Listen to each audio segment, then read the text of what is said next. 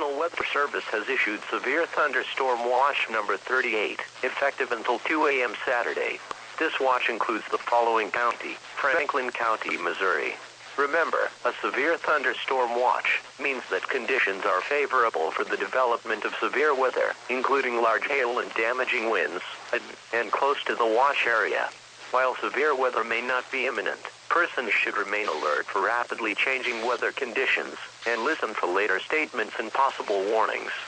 Stay tuned to NOAA Weather Radio, commercial radio and television outlets or internet sources for the latest severe weather information.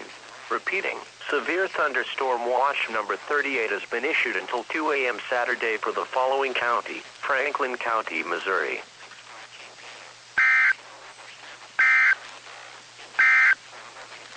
The National Weather Service in St. Louis has issued a flash